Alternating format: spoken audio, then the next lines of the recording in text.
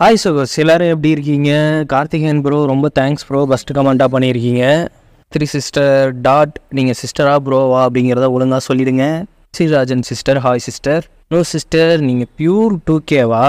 சரி, okay sister. நானும் எதிர்பார்க்கல அந்த மாதிரி ஹீரோயினோட அந்த பொண்ணு வந்துட்டு கெட்டவளா மாறுவா அப்படின்னு. அது இல்லாமல் நிறைய விஷயங்கள் நீங்கள் நோட் பண்ணி உங்களோட தாட்ஸை சொல்லியிருந்தது எனக்கு ரொம்ப பிடிச்சிருக்கு. சார் சிஸ்டர் வந்துட்டு ஹீரோயின் ரொம்ப பாவம் அப்படிங்கிற மாதிரி சொல்லியிருந்தீங்க. அப்படி தான் தோணுது. ஆனால் இந்த எபிசோடில் உங்களுக்கு எல்லாம் புரிஞ்சிடும். ராமன் என்ற அனு சிஸ்டர் ரொம்ப தேங்க்ஸ் சிஸ்டர். ஆனால் சிஸ்டர் உங்களுக்கும் ரொம்ப தேங்க்ஸ். கண்ணன் ப்ரோ ரொம்ப தேங்க்ஸ் ப்ரோ. இணையா ஹினாட்டா சிஸ்டர், நீங்கள் ஆமாம் நான் சிங்கிள் தான் சிஸ்டர். ஆனால் ஹினாட்டா மாதிரி ஒரு பொண்ணு வரணும் அப்படின்ட்டு எதிர்பார்க்குறேன். கடைசியாக நான் அனிமிக்குள்ளே போனால் தான் அது நடக்கும் போல். ஸ்ரீ சிஸ்டர் சொல்லியிருந்தாங்க ஃபஸ்ட்டு வந்துட்டு காமெடியாக போச்சு, இப்போ கொஞ்சம் எமோஷ்னலாக போகுது அப்படிங்கிற மாதிரி. ஆமாம் சிஸ்டர், பட் எமோஷ்னல் கனெக்ட் தான் ரொம்ப பிடிக்கும் எனக்கு. காமெடியை பொறுத்த வரைக்கும் எக்ஸ்பிளைன் பண்ண பிடிக்கும். எமோஷ்னல் கனெக்டை பொறுத்த வரைக்கும் அதை ஃபீல் பண்ணி சொல்ல எக்ஸ்பிளைன் பண்ண பிடிக்கும். அதுதான் கொஞ்சமாக கற்றுட்டு வரேன்னு நினைக்கிறேன். நீங்கள் சொல்கிற ஃபீட்பேக்கில் தான் இருக்குது. வித்யா சிஸ்டர், அப்புறம் ஃபாத்திமா சிஸ்டர். சார் எல்லி வந்துட்டு கிங் ரொம்ப நல்லவர் அப்படிங்கிற மாதிரி சொல்லியிருந்தீங்க. இந்த எபிசோடில் கொஞ்சம் ட்விஸ்ட்டுகள் நடக்கும். Gojo thanks bro. Deepa sister வந்துட்டு பயங்கர ஃபீலாக சொல்கிறீங்க, ரொம்ப சூப்பர் அப்படின்னு சொல்லியிருந்தீங்க. ரொம்ப தேங்க்ஸ் சிஸ்டர். சிஸ்டர் போக எபிசோட் நல்லா இருக்குன்னு சொன்னீங்க. இந்த எபிசோடில் உங்களுக்கு எல்லாம் புரிஞ்சிடும்.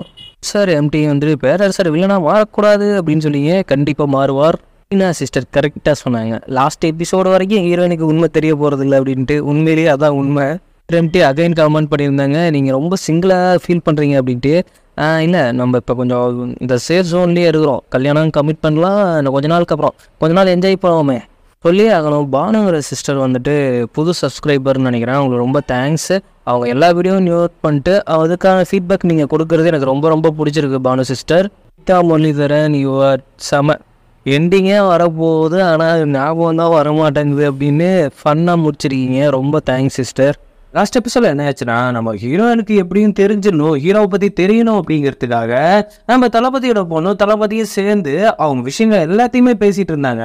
அப்படி பேசிகிட்டு இருந்ததை ஹீரோயின் கேட்டுறா. நினைவுகள் கொஞ்சமாக ஞாபகம் வருது. அப்போதான் தெரியுது ஹீரோவை கொல்ல வந்திருக்கோம் அப்படிங்கிறதும் அவளோட பழைய நினைப்புகள் வந்து கொஞ்சமாக தெரியுது. ஆக மொத்தத்தில் ஹீரோ நம்ம கிட்ட சீட் பண்ணியிருக்கான், நம்மளை ஏமாத்திருக்கான் அப்படிங்கிறது அவளுக்கு நல்லா தெரிஞ்சு போச்சு. இந்த விஷயம் தெரியணுங்கிறதுக்காக தான் அவங்க 2 பேரும் அப்படி பண்ணாங்க. அதே மாதிரி இப்போ ஹீரோவை பார்க்க வரும்பொழுது கேட்குற ஒரே விஷயம், அந்த யாங் வம்சத்தோட அந்த தலைவரோட பையன் நீதானா? அப்போ உன்னை காப்பாற்ற போய் தான் என் குடும்பத்தையே கொன்னாங்களா அப்படிங்கிறப்ப ஹீரோ அங்கே எதையும் அங்கே மறைக்க விரும்பல. ஆஹபா அப்படின்னு சொன்ன உடனே அவ என்ன பண்றானா, கொஞ்சம் கூட யோசிக்காம ஹீரோட நெஞ்சிலேயே கத்தி இறக்கிடுறா.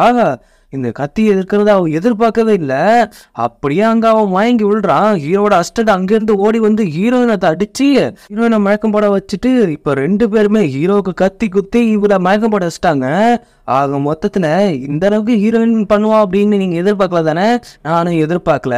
ஆனால் ஹீரோ என்ன சொல்லியிருப்பானா, ஆமாம் உன்னை நடிச்சுதான் ஏமாத்தினேன், உன்னை பொய்யாதான் லவ் பண்ண அப்படிங்கிற மாதிரி சொல்லியிருப்பான். ஏன்னா அவன் தான் போக முடிவு பண்ணிட்டான்ல, இவன் போனால் தானே அவன் உயிர் பழைக்க முடியும். அப்படி தானே ஹீரோயினோட மாஸ்டர் அங்கே பிளான் போட்டிருக்காங்க. அதனால இதுதான் கரெக்டான டைம் அப்படிங்கிறதுக்காக தான் அவன் அப்படி பேசியிருப்பான். சரி, எங்கே இருக்காருன்னா அவர் வந்துட்டு ராணியை தான் பார்க்க போயிருக்காரு. அவங்களுக்கு கொஞ்சம் உடம்பு சரியில்லை, அதனால அங்கே பார்க்க போயிருக்கோடனே அங்கே இந்த நியூஸ் கேள்விப்பட்ட உடனே ஹீரோ இறந்துட்டாரா அப்படின்னு கேட்குறாரு. இல்லை, ஹீரோ உயிரோட தான் இருக்காங்க. அப்போ ஹீரோயின் அவங்க மாஸ்டர் வந்துட்டு அவங்கள கூட போயிட்டாங்க. இவ்வளோ நாள் இந்த விஷயம் வந்துட்டு கொலகாரியே நம்ம ஹீரோயின் தான் அப்படின்னு சொன்னோன்னே பேரரசருக்கு என்ன பண்ணுறதுன்னு தெரியல. ஹீரோ தான் போய் பார்க்குறாங்க. கத்தி கொத்து கொஞ்சம் ஆழமாக இருக்குது, பழைக்க வாய்ப்பு இருக்குது, பழைக்காம போகிறதுக்கும் வாய்ப்பு இருக்குது அப்படின்னோடனே இப்போ சடனாக இவங்க 2 பேத்துக்குள்ள என்ன ஆச்சு? ஹீரோயின் கண்டிப்பாக இப்படி ஒரு விஷயத்த பண்ணியிருக்க மாட்டா. அப்படி என்னதான் இவங்களுக்குள்ள நடந்துச்சு அப்படிங்கிறது அவருக்கே புரியல. இப்படி நம்ம ஹீரோயின் தான் காமிக்கிறாங்க. அவன் மயக்கத்தில் இருக்கா. எழுந்த உடனே அவன் மாஸ்டர் தான் கூட இருக்காரு. நீ இப்போ சேஃபாக இருக்க, ஒன்றும் பிரச்சனை இல்லை. நீ நம்பினது, ஒன்று துரோகம் பண்ணது எல்லாமே ஹீரோ தான். அவன் தான் உன் குடும்ப நிலைமைக்கு காரணம். உன்னை யூஸ் பண்ணி அவனுக்கு தேவை அந்த மோதிரம் தான், அதனால தான் உன்னை யூஸ் பண்ணிட்டான் அந்த மோதிரம் எங்க இருக்கு அப்படின்னு உனக்கு தெரியுமா அப்படின்னு கேட்குறப்ப, ஏன்னா லாஸ்ட் டைம் வந்துட்டு அந்த தளபதியை கொன்னு அவங்க இருந்துட்டு எடுத்துட்டு வந்தது இவ தானே, ஆனா இவளுக்கு நினப்பு இன்னும் அது வரல, அது எங்க இருக்குன்னு எனக்கு சரியா ஞாபகம் வரல, பரவாயில்ல நீ ரெஸ்ட் எடுத்து அது எங்க இருக்கு அப்படிங்கிறத நம்ம பக்கம் இந்த மோதிரம் இருந்தா நாம தான் நம்ம சொல்ற மாதிரி இங்க ரூல் நடக்கும் அப்படின்ட்டு அவரு அங்க பிளான் போட்டுட்டு இருக்காரு. அதே நேரம் இங்க ஹீரோவை காட்டினா அவர் மயக்கமா இருக்கும் பொழுது நம்ம ஜெனரலோட பொண்ணு வந்துட்டு இனிமேல் நான் தான் உங்களை பார்த்துக்க போறேன், நீங்க என் பக்கத்துல தான் இருக்க போறீங்க அப்படிங்கிற மாதிரி அவன் தூங்கிட்டு இருக்கான் அப்படின்னு நினைச்சுக்கிட்டு அவர் பார்த்துட்டு இருக்கிறா. ஆனா டபுக்கு அவன் மயக்கத்துல இருந்து இங்க பாரு, நீ எப்பவுமே என் பக்கத்துல இருக்கலாம், ஆனா அவ மாதிரி இருக்க முடியாது அப்படின்னு ஒரு வார்த்தையை சொன்னோடனே அங்கிருந்து ஜெனரல் ஓடி வந்து என்ன மன்னிச்சிருங்க, நீங்க வேணும் தானே அப்படி பண்ணீங்க, அவளுக்கு கேட்கணும்னு தானே எல்லா விஷயமும் பண்ணீங்க, அது எனக்கு நல்லாவே தெரியும், பரவாயில்ல நீங்க பண்ண கெட்ட விஷயத்துலயும் ஒரு நல்ல விஷயம் இருக்குது, அவ இங்க இருந்து போயிட்டா அப்படிங்கிறப்ப அங்க பார்த்தா வில்லன் வேற மாதிரி பிளான் போட்டுட்டு இருக்கான். என்ன பண்றானா ஹீரோவுக்கு எதிரா எல்லாத்தையும் திருப்பிட்டு இருக்கான். அந்த வம்சத்தோட ஒரு ஆள் தான் இவரு, அந்த வம்சத்தையே நாம அழிக்கிறோம், நம்ம நாட்டுக்கே தொல்லை இவங்களாலதான், இவங்க தான் பல கொலைகளை பண்ணாங்க அப்படின்னு எல்லாம் ஏத்தி விட்டுட்டு இருக்கான் பேரரசரை. ஆனா இங்க எதுவுமே நிரூபிக்காம இருக்கு அப்படின்ட்டு அவரு என்ன பண்றாருன்னா ஹீரோவை தனியா கூப்பிட்டு விசாரிக்கிறாரு. உண்மையிலேயே அப்ப நீங்க தான் அந்த வம்சத்தோட அந்த தலைவரோட பையனா? ஆமா அப்படின்னோடனே அவர் கொஞ்சம் ஜர்க் ஆயிட்டு, இது என்னதான் நீங்க பழி ஏற்றுக்கிட்டாலும் நான் ஒன்றும் பண்ண முடியாது, அதனால உங்களை நான் சிறையில் அடைக்கத்தான் செய்வேன் அப்படிங்கிற மாதிரி பேரரசர் சொல்லிடுறாரு. ஆனா அவர் ஒரு நல்ல விதத்துக்கு தான் பண்றாரு. என்னன்னா வெளியில இருந்த ஹீரோ கொல்றதுக்கு பிளான் பண்ணிட்டு இருக்காங்க, அதனால அவங்க வம்சத்தை ஆட்களை எல்லாத்தையுமே கொள்ளணும் அப்படிங்கிற மாதிரி பேரரசரும் ஒரு முடிவு எடுத்து ஆனா ஹீரோவை மட்டும் காப்பாற்றி விட்டுறாரு. எதுக்குன்னா அவர் அரசவைக்கு தளபதியா நல்லா பணியாற்றுறதுனால அவரை மட்டும் நம்ம சிறையில வச்சிருப்போம், சரியான நேரம் வரும்பொழுது சரியான குற்றங்கள் அவர் மேல நிரூபிக்க வச்சுச்சுன்னா அவரை தூக்குல போட்டுரும் அப்படிங்கிற மாதிரி அவங்க ஒரு பிளானை போட்டு பேரரசரை இப்படி ஒரு முடிவு எடுக்க வச்சிடறாங்க. கடைசியில இப்படி நம்ம ஹீரோயின் தான் காமிக்கிறாங்க. அவர் மாஸ்டர் வந்துட்டு குறியா அந்த மோதிரம் எங்க இருக்கு கொஞ்சம் ஞாபகப்படுத்தி பாருன்னு கேட்டுட்டே இருக்காரு. கால்கள் வந்துட்டு சரியா நடக்க முடியாதுல்ல, அதுவும் ஹீரோ பண்ண வேலையால, அதுக்கு மசாஜ் பண்ற மாதிரி ஒரு ரோலர் மாதிரி ஒரு கார் மாதிரின்னு வச்சுக்கோங்களேன், அது மாதிரி வச்சு அவங்க நீவி விட்டுட்டே இருக்காரு ஹீரோயின். ஆனா அவருக்கு என்ன ஒரு சந்தேகம்னா நம்ம மாஸ்டர் நம்பலாமா வேணாமா அப்படிங்கிறது தான். ஓரளவுக்கு அவர் மேல டவுட் இன்னும் இருந்துகிட்டே இருக்கு. அவ வெளியில போறப்ப ஒரு டைம் கொல்ல வந்தால அந்த பொண்ணு வரா. இங்க பாரு இளவரசி நீ தான் கொன்னியா? இல்லையே நான் ஒன்றும் கொல்லையே. அப்படியா அப்படின்ட்டு அவளோட கத்தி எடுத்து, இந்த கத்தி தான் அங்கே பாஞ்சிருந்தது, உண்மையை சொல்லு, மாஸ்டரோட பர்மிஷனோட தான் நீ செஞ்சியா? நான் எதையுமே மாஸ்டர் பர்மிஷன் இல்லாமல் செய்ய மாட்டேன் அப்படின்னு சொன்னோன்னே ஹீரோயினுக்கு இப்போதான் பக்குன்னு இருக்கு. அப்போ மாஸ்டரும் நல்லவர் இல்லையா அப்படிங்கிற மாதிரி வந்துட்டு அங்கே ஹீரோ இடப்பா ஃபீல் பண்ணிக்கிட்டு இருக்கான். அப்படி ஃபீல் பண்ணிட்டு இருக்க அதே நேரம் ஒவ்வொரு நினைப்புகளாக அவன் நினச்சி பார்த்துட்டு இருக்கான்.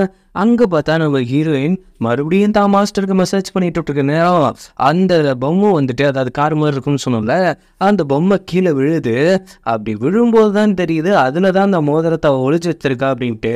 ஆனால் அந்த மோதிரத்தை எடுத்துடுறா, தன்னோட மாஸ்டர் கிட்ட சொல்லவே இல்லை, அதை சீக்கிரட்டா அவளுக்குள்ளேயே வச்சுக்கிறா. வேற அந்த மோதிரத்தை எடுத்துட்டு போயிட்டு அதுக்குள்ள அப்படி என்ன இருக்கு அப்படிங்கிறத பாக்குறா.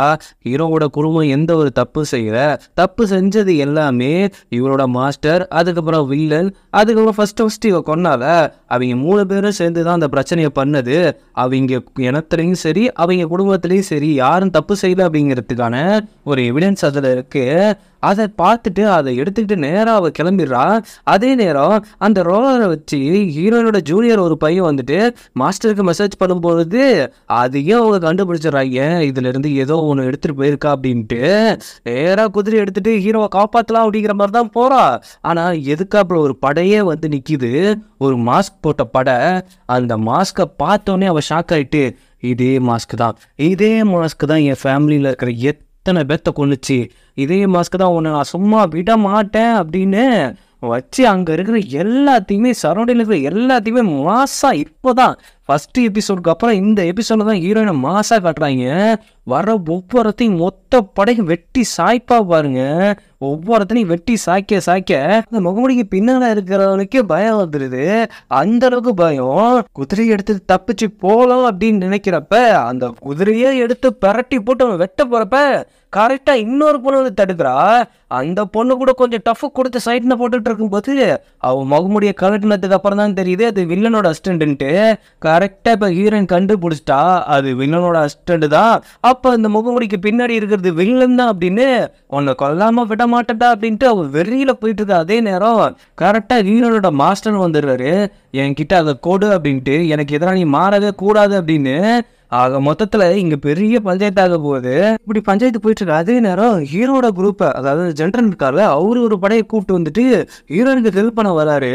ஆனால் ஹீரோயினோட மாஸ்டர் என்ன பண்ணுறாங்கன்னா, அவரால் தான் நடக்க முடியாது.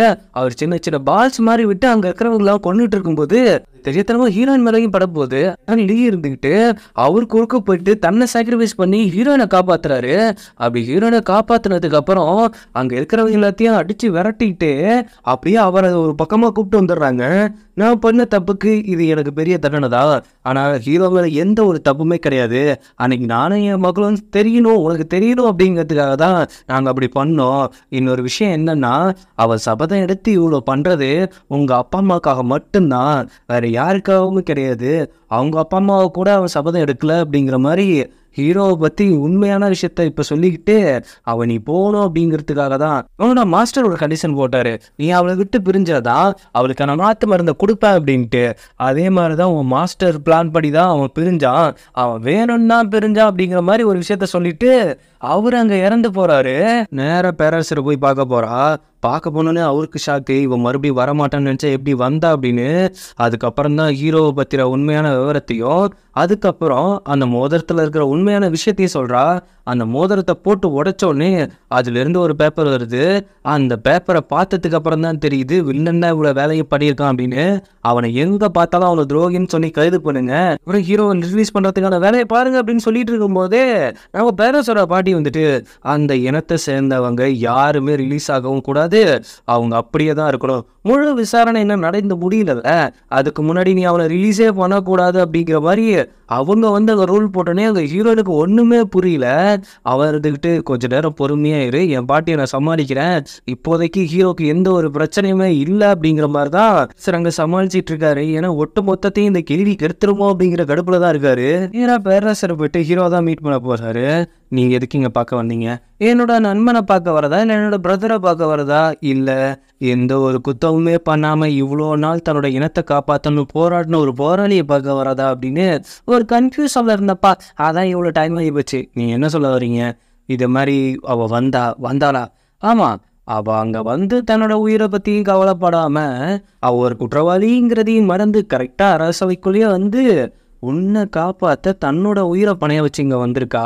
இந்த உன்னோட இனம் எந்த ஒரு தப்பையும் பண்ணல அப்படிங்கிற ஆதாரத்தையும் கொண்டு வந்திருக்கா அப்படின்னு சொன்னோன்னே ஹீரோக்கு ரொம்ப சந்தோஷம். வந்து ராணிக்கு தெரிஞ்சிருது தன்னோட சகோதரன் தான் இவ்வளோ பெரிய சதியம் பண்ணியிருக்கிறது, அவர் தான் இந்த நாட்டுக்கு துரோகம் பண்ணியிருக்கிறது அப்படிங்கிறது நல்லா தெரிஞ்சிருது. அதனால இங்கேருந்து தப்பிச்சு போகலாமா அப்படின்ட்டு அந்த அசிஸ்டன்ட் பொண்ணு கேட்குறப்ப, அதெல்லாம் வேணாம், என்ன இருந்தாலும் நான் இங்கேயே இருக்கேன், என்னோட உடல்நிலை வேற சரியில்லாமல் இருக்கு, வேற சரி என்ன புரிஞ்சுக்கிட்டா இல்லைன்னா என்கிட்ட தண்டனை கொடுக்கட்டும் அப்படிங்கிற மாதிரி அவன் அங்கே ஃபீலிங்கோட பேசிட்டு இருக்கா. அதே நேரம் கரெக்டாக நம்ம பேரரசர் போயிட்டு, உங்களோட உடல்நிலை தான் இப்போ எனக்கு ரொம்ப முக்கியம், மற்றபடி நீங்கள் வந்துட்டு தண்டிக்கப்பட வேண்டிய ஆளே கிடையாது அப்படின்ட்டு முதல் தடவை பேரரசர் வந்துட்டு ராணியை புரிஞ்சுக்கிட்டு பேசுறாரு. அந்த குட்ட குழப்பி பேரரசரோட கிளவி வந்துட்டு, அவன் அண்ணன் தப்பு செஞ்சிருந்தா இவளுக்கும் அதுல சரிபாதி தண்டனை இருக்குல்ல, அது இல்லாம இந்த இனம் நம்ம நாட்டை சீர்குலைக்க தானே பார்த்தது, அதனால இவ காலம் முழுக்க ஜெயில தான் இருக்கும் அப்படின்னு சொன்னோன்னே பேரரசர் ஃபர்ஸ்ட் டைம் கோவம் வந்துட்டு, உங்களுக்கு வயசாகி போச்சுன்னு இத்தனை நாள் உங்கள் பேச்சை கேட்டுட்டு இருந்தேன், என்னை பார்த்து இப்படி பேசுறியா? நல்லது கெட்டது எல்லாத்தையுமே நான் தானே பார்த்துட்டு இருந்தேன், அது ஒரு குறிப்பிட்ட வயசு வரைக்கும் நீங்கள் பார்த்தீங்க, அதுக்கு நான் நல்லது கெட்டது அப்படிங்கிறது எனக்கும் தெரியல அப்போதைக்கு, ஆனால் இப்போ எது கரெக்ட் இல்லை அப்படிங்கிறது என்னோட வாழ்க்கையில் என்னோட முடிவை ஏன் இஷ்டப்படி எடுக்க விடுங்க அப்படின்னு உடனே அவங்க மறுபடியும் பேச வரப்ப அங்கே இருக்கிற பணியாளர் கூட்டு திட்டி, ஒழுங்கா உங்களுக்கு வயசாகி போச்சு தனியாக கூட்டு போயிடுங்க அப்படின்ட்டு மிரட்டி அமைச்சிடுறாரு பேரரசர். இதை பார்த்துட்டு ராணிக்கெல்லாம் அவ்வளோ சந்தோஷம். இது வரைக்கும் தனக்காக ஒரு பார்வை கூட பார்க்காத ஒரு ஆள் இன்னைக்கு யாரையுமே எதுக்கக்கூடாது அப்படின்னு நினச்சிட்டு இருந்தா அவங்க பாட்டியவே எதிர்த்தாங்கல்ல, அதை நினச்சி அவங்க ரொம்ப சந்தோஷப்படுறாங்க. நீங்கள் நல்லா ரெஸ்ட் எடுங்க, நான் உங்களை பத்திரமா பார்த்துப்பேன் அப்படிங்கிற மாதிரி சொல்லிட்டு போனோடனே ராணிக்கெல்லாம் பட்டாம்பூச்சி பறக்குது. ஹீரோயின் என்ன பண்ணுறான்னா, அந்த பேரண்ட்ஸோட அசிஸ்டன்ட் ஒருத்தர் இருப்பார்ல, அவரை கூட்டிகிட்டு அப்படியே காவலர் மாதிரி வேடம் போட்டு ஹீரோ காப்பாற்ற தான் போயிட்டு இருக்காங்க. ஏன்னா இப்போ தான் வெளியில் விட முடியாதுன்ட்டாங்களா, ஆதாரத்தை கொண்டாந்து கொடுத்தோம். அதனால ஹீரோவை காப்பாற்ற வேற ஒரு பிளான் பண்ணியிருக்கா. அவள் கரெக்டாக உள்ளே போயிட்டு அப்படியே வந்து நின்னோடனே ஹீரோவுக்கு ஷாக்கு. நீ எப்படி இருக்க? நான் நல்லா இருக்கேன், சரி வா நம்ம போகலாம். இருந்தது போகலாமா? பேரரசர் ஆணை இல்லாமல் நான் வெளியில் வர முடியாது, உங்களுக்கு தெரியாதா? அவர் தான் பெரிய ஆணை கொடுத்துருக்காரு அப்படின்னு அப்படியே அதை மண்டி போட்டு கேட்குறான். இந்த மாதிரி உங்கள் இனத்தில் எந்த ஒரு குற்றமே இல்லை அப்படின்னு நிரூபிக்கப்பட்டதால உங்களை விடுதலை பண்ணுறாங்க அப்படிங்கிற மாதிரி சொன்ன உடனே ஹீரோ இருந்துக்கிட்டு, நீ நல்லா செட்டப் பண்ணியிருக்க, ஆனால் ஒரு விஷயம் மிஸ் பண்ணிட்ட. எந்த ஒரு ஏகாபத்த ஆணையும் எந்த அளவுக்கு சிம்பிளாக இருக்கவே இருக்காது. நீ தான் அதை ரெடி பண்ணியிருக்க, தயவுசெய்து இங்கேருந்து கிளம்பு, உன்னோட உயிரை காப்பாற்றிக்க, நீ இந்த நாட்டிலேயே இருக்கக்கூடாது அப்படிங்கிறப்ப, இல்லை நான் உன்னை காப்பாற்றியே தீரணும், உன்னை காப்பாற்றியே தீரணும், லூசத்தனமாக பேசிகிட்டு இருக்காத, எனக்கு என்னோட உயிரை விட உன்னோட உயிர் தான் எனக்கு ரொம்ப முக்கியம், இங்கேருந்து கிளம்ப முடியுமா முடியாதா அப்படின்ட்டு அவங்க 2 பேரும் சண்டை போட்டுட்டு இருக்காங்க. சரி, உன்கிட்ட ஒரு நாடகத்தை சொல்லி உன்னை காப்பாற்றி கூப்பிட்டு போகலான்னு நினச்சேன், இனிமேல் ஏன் ஸ்டைலில் தான் கூப்பிட்டு போகணும். என்னது ஓ ஸ்டைலா? எனக்கு எல்லாமே ஞாபகம் வந்துடுச்சு அப்படின்ட்டு நெருப்பு கொளுத்தி அங்கே போட்டு அவன் கழுத்தில் ஒரு அடியை போட்டு, நீங்கள் செத்து போயிட்டீங்க, அதான் இங்கேயே எரிஞ்சு செத்து போயிட்டீங்க, சரிங்களா, அதுதான் கணக்கு அப்படின்னு அங்கேருந்து காப்பாற்றி ஹீரோ காப்பாற்றி கூப்பிட்டு போயிடுறா. திருநாள் காலையில் கரெக்டாக பேரரசர் கண்டுபிடிச்சிடுறாரு, நீ தானே காப்பாற்றி கூப்பிட்டு போயிருக்க ஹீரோவை, அதனால உனக்கு தண்டனை கொடுப்பேன், அவனை தேடி கண்டுபிடிச்சி நான் கொல்லுவேன், அதுதான் நடக்க போகுது அப்படின்னோடனே அவனுக்காக நான் என்ன பண்ணணும் சொல்லுங்க, என்னோட உயிரை எடுத்துக்கிடுவா அப்படின்னு கழுத்தை கத்தி வச்சிருக்கிறப்ப, ஏன்னா நீ பிளாக்மெயில் பண்ணுறியா, உன எனக்கு ரொம்ப பிடிக்கும் அப்படிங்கிறதுக்காக பிளாக்மெயில் பண்ணுறியா அப்படின்னோடனே, இல்லை எனக்கு அவன் உயிரோட இருக்கணும், அவன் மட்டும் உயிரோட இருக்கணும், அது மட்டும் போதும், இதுக்கெல்லாம் வாய்ப்பே இல்லை. இப்போ என்ன, நான் உனக்கு கல்யாணம் பண்ணிக்கிட்டா நீ அவரை விடுவல்ல, என்ன உனக்கு பிடிக்கும்ல, நான் உனக்கு கல்யாணம் பண்ணிக்கிறேன், நான் உனக்கு கல்யாணம் பண்ணிக்கிறேன் அப்படின்னோடனே உடனே பேரரசர் இருந்துட்டு, ஆமாம் நீ கல்யாணம் பண்ணிட்டு என் பக்கத்துலேயே இருக்கணும், இந்த விஷயத்த எல்லாத்துக்குமே சொல்லுங்கள், இங்கே இருக்கிற அமைச்சர், இங்கே இருக்கிற இராணுவ படை, இல்லை நம்ம ஆப்போசிட் நாட்டுக்கு எல்லாத்துக்குமே சொல்லுங்கள், நான் உன்னை கல்யாணம் பண்ணிக்க போகிறேன் அப்படின்னு. இப்படி நம்ம ஹீரோ தான் காமிக்கிறாங்க. அவள் எங்கன்ட்டு தான் ஹீரோ எழுந்திருக்கிறான்.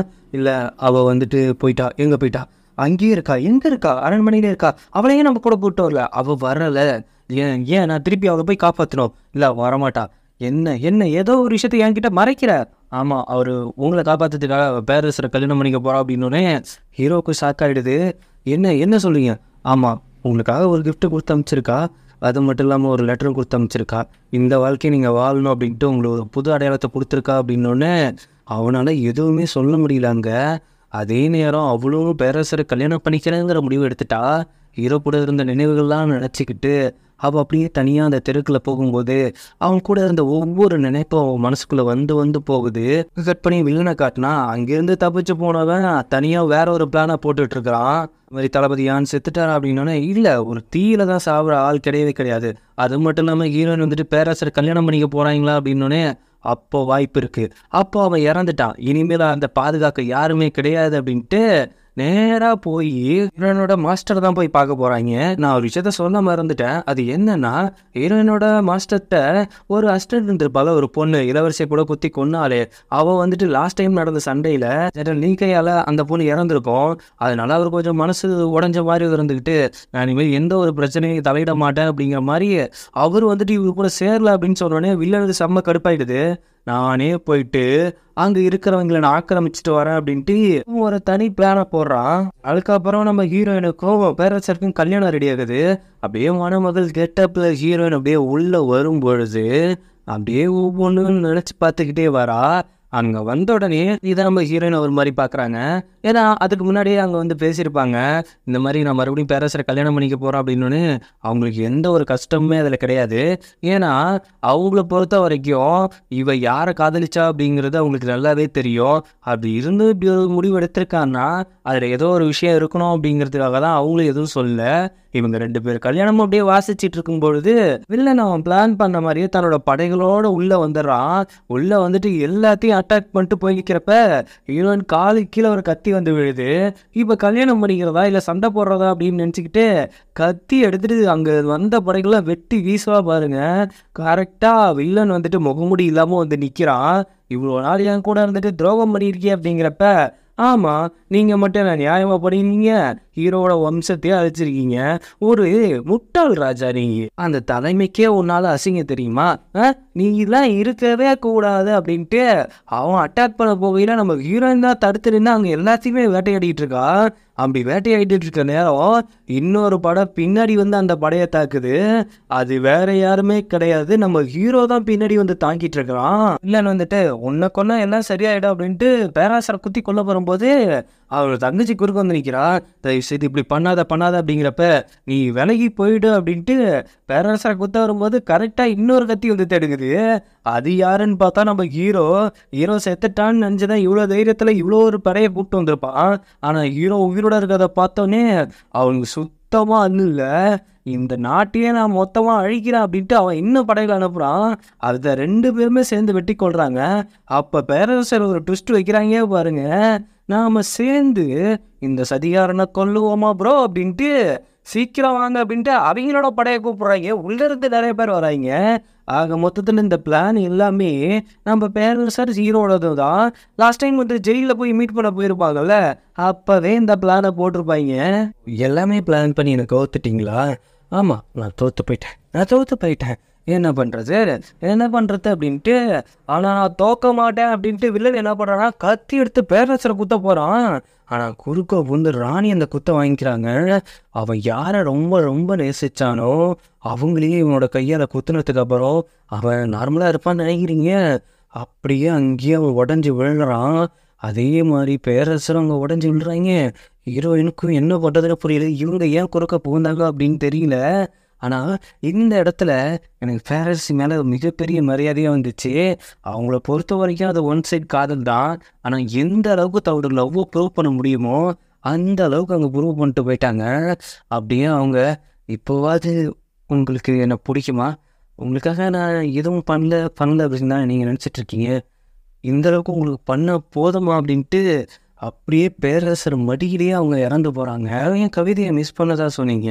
முதல் முறையாக நான் இதை ஹீரோவுக்கும் பண்ணல, ஹீரோனுக்கும் பண்ணல. ஏன் செகண்ட் ஹீரோ கூட நான் கவிதை பேசியிருக்கேன். ஆனால் முதல் முறையாக இந்த எபிசோட்லேயே ரொம்ப கம்மியாக வந்த ஒரு ஆளுக்காக நான் கவிதை பேச ட்ரை பண்ணுறேன். ஏன்னா அவங்க கேரக்டர் எனக்கு லாஸ்ட் நேரத்தில் அவ்வளோ பிடிச்சி போச்சு. இருமணம் எனும் பந்தத்தில் நாம் சேர்க்கப்பட்டாலும் மனமுகுந்து இனி என்னை சொந்தமாக்கவில்லை. தேடினேன், அடைந்தேன், உன்னை துரத்தினேன். என் காதல் பொய்யோ ஏனென்றால் பேரொருத்தி மீது உன் காதல் முழுதாக சென்றது. நான் ஏன் செய்வேன் என் காதலை நிரூபிக்க உன்னோடு இருப்பனா? இல்லை, என் காதல் பெரிதென்றேன் உன்னை விட்டு விலகி நிற்பேனால் நான் எதுவும் செய்யவில்லை.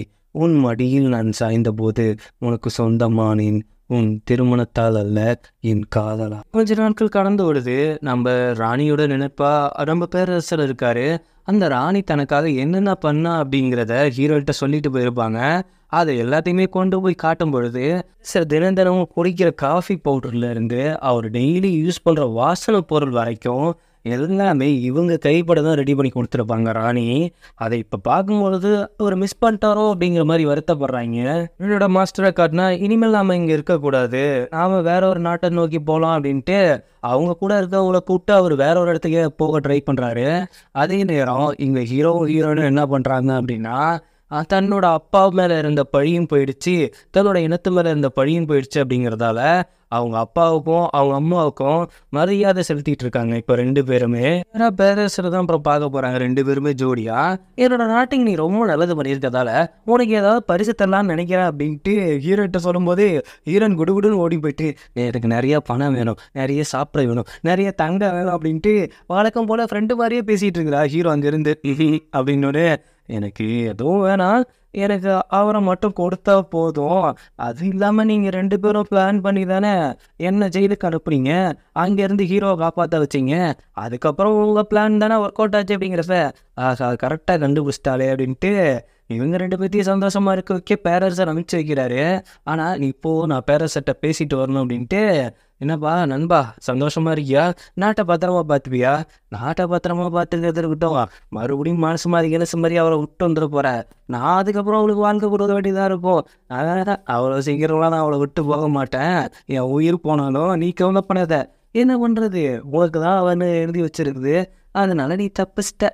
ஏதோ என் ப்ரோவோ போயிட்ட, அதனால உன்னை மன்னிச்சுடுறேன். ஓ, நீ அவளை தடையறதுக்கு நீ கத்தி கொண்டு வந்தாலும் சரி, எத்தனை போர் வீரர்களை கொண்டு வந்தாலும் சரி, அத்தனை பேத்தையும் வெட்டி சாச்சிட்டு நான் அவளுக்காக நிற்பேன் அப்படின்ட்டு ஹீரோ சொல்லும்பொழுது, அப்போ நான் குறுக்க வந்தா நீ கண்டிப்பாக வரமாட்ட அப்படின்னு சொல்லிட்டு ஹீரோயின் எங்கே போகிறாங்கன்னா, அவங்க ஹீரோயினோட அப்பா அம்மாவை புதைச்சி வச்சாங்கல்ல அந்த இடத்துக்கு போயிட்டு மரியாதை செலுத்திட்டு நேராக அவங்க பல வயசில், அதாவது சின்ன வயசுல இருந்த அந்த இடத்துக்கு போயிட்டு அங்கே ஒவ்வொரு மூமெண்ட்டையும் நினச்சி பார்த்து அங்கேயே அவங்க வாழ ஸ்டார்ட் பண்ணுறாங்க.